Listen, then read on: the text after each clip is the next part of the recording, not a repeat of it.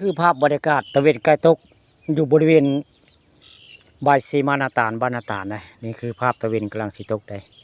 นี่ก็คือเป็นสะพานย่างไปเบิ่งบายซีมานาตานละนี่สะพานไม้ได้นี่คือสะพานทางย่างมาได้นี่มาแต่พูดได้พี่น้องมาจากปู่ตาบ้านนาตานได้มันมีปู่ตาได้พุทธตะไก่พุทธละนี่จะมีทางคอนกรีตเข้ามาได้มองนี่ก็จะเป็นสะพานเพื่อจะปลูกพังก็ได้นี่ย่างไปตะหน้าก็จะมีใบเสมานาตานมีอยู่9 ใบได้นี่คือภาพตะเวนสวยงามได้ตะเวนกำลังสีตกได้อยู่บริเวณทุ่งไร่ทุ่งนาไทยบ้านนาตานตำบลนาตานแล้วนี่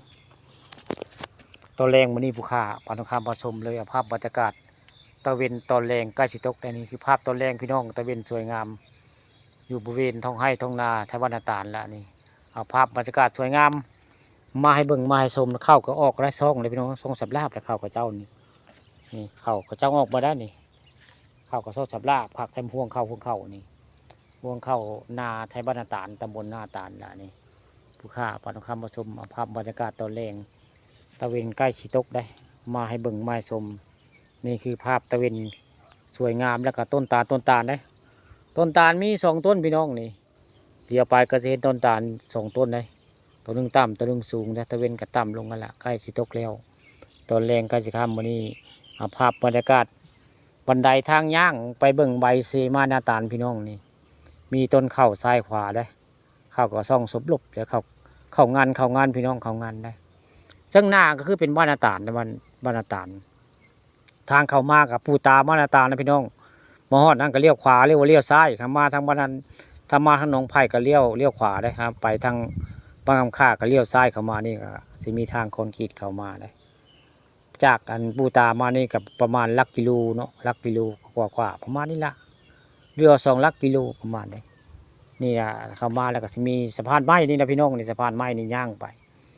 ไปแล้วก็จะมีใบเสมาหินแล้วหินแก้สลักมีอยู่9 ใบทั้งหมด9 ใบนี่มีสะพานไม้คักก็ได้นี่เขตพื้นที่ปกครองของผู้ใหญ่จรวดบ้านนาตานตำบลนาตานเลยพี่น้องค่ำวันนี้ผู้ข้าผ่านทางคำผสมเลยเอาภาพบรรยากาศทางไปเบิ่งใบเซมานาตานแล้วก็ตะเวนกำลังสิตก